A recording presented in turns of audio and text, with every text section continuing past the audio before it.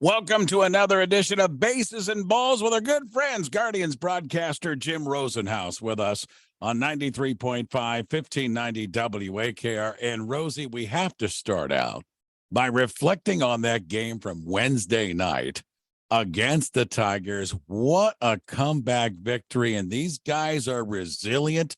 They come up with ways. I keep using the word refreshing when I talk about this baseball game, but that was something else on Wednesday night. Ray, it's amazing. It's about once a week you leave the ballpark and you say, how the heck did that happen? They won another one that you didn't expect at all. But I think that's the key. Up where we sit, you're watching a ball game kind of slog along a little bit, and you're just like, well, maybe they just don't have it tonight, and they'll try again on Friday and that type of thing. But I think in the dugout, they're all, and it's proven over the test of this season, I think they're thinking it's not a matter of if, it's how they're going to do it. There are new ways to do it every time. And Wednesday night was, they're struck out 3 straight times, but the third time, Luke Maile reaches base because there's a wild pitch, and then they go on to have a 6-run inning. And you find yourself when you get home trying to find, has that ever happened before where there, 3 strikeouts in a row and a team still scored 6 runs and struck out 4 times in the same inning? Very, very uncommon. So just another example of what this team has been about all season long. Rosie, when you look at this team too, and I'll go back to that Wednesday night, but you've seen it throughout the season, is their resilience. And normally when a team scores mega runs in an inning, there's a grand slam, 3-run shot, something like that. But I use the word refreshing with this team because they put the bat on the ball. They use their team speed. All 6 of those runs, there was not a home run involved in any of them. And that's what this team does. They hit them where they ain't, and they come up with the big shots. And you know what, Ray, I get where you're going with that, but we've seen Josh Naylor hit home runs that made a difference late in the game, and we've seen Andres Jimenez do it. So they can do that, and you don't want to shortchange that. But to your point, oftentimes they're moving the line, and that's where, I think obviously Maile reached to extend the inning, and when Miles Straw got on, then you're back at the top of the order. And all those things you talked about, they're ideal hitters for that, especially Stephen Kwan and Ahmed Rosario. And then you get to Jose Ramirez, and you're thinking, well, automatic RBIs here if they pitch to him. And sure enough, it was a bloop, but it worked. And then Oscar Gonzalez with a double off the wall. But you put the ball in play and good things can happen. With us, Guardians broadcaster Jim Rosenhaus here on WAKR. Rosie, James Karinchak, you and I talked about him way back in April and May, and you said it's still a ways off. He's now back with the team the last few weeks, last month or so. Your assessment of Karinchak right now, where he is? It's been tremendous. And Ray, he had the injury, and that set him back this season. But remember now, he was sent out last season to AAA toward the tail end of the year because he was struggling even when healthy. His command was not good, and he was really having a tough time. So not only has he come back from an injury, but he's been able to rediscover what made him so effective in the first half of last season. And the curveball's been terrific. The fastball command has been a lot better. Just the general velocity has ticked up, so that certainly helped.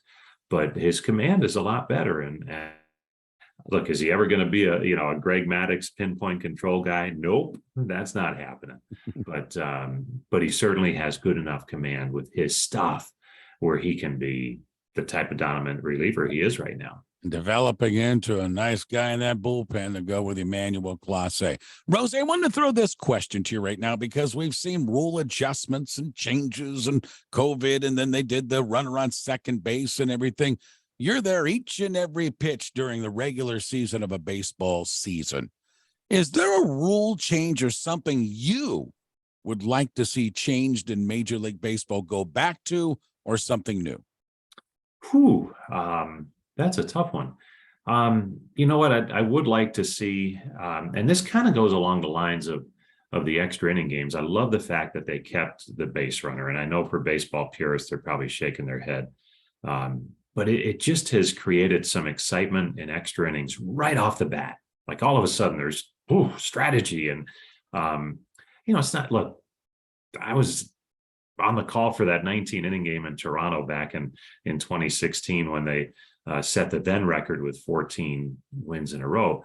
And that was awesome. It was fun. And there's something to be said for those types of games. But on a regular basis, it's just fun. Like a game can be kind of dragging along a little bit in the late innings and nobody's really doing anything. And then all of a sudden you get to extra innings and it's on because there's a runner at second base. So along those lines, I thought during the COVID time, the 7-inning double headers were fun, not only because obviously it shortened the game. I think it was probably better for pitching staffs and players and things like that. But it kind of changed the game a little bit in that all of a sudden, fifth inning, it's late and you got to start making some things happen, or maybe you go to your closer sooner. So it just was, we play 162 under the same rules all the time. And they have their place, obviously, but sometimes it's fun just to change it up a little bit. And I think the extra inning rule does that. And I think the 7-inning double headers did that. You don't want that all the time. At least I don't. But maybe in a double header situation, 7-inning games can have a place and be kind of fun from a fan standpoint. I don't know. Maybe I'm looking at it the wrong way, but maybe those are the two that one I'd keep and one I would add. As we close it out, big series this weekend, wouldn't you say? White Sox coming in? Absolutely. And here we are, it's August and it's a huge series, two teams battling for first place. And that's tremendous because I think in spring training, you look at the schedules and you hope that's the case, but you never know.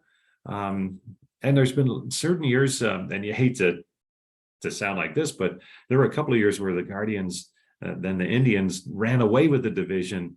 And there weren't really any big series. They just kind of methodically beat the other teams into submission over the course of the season and won it going away.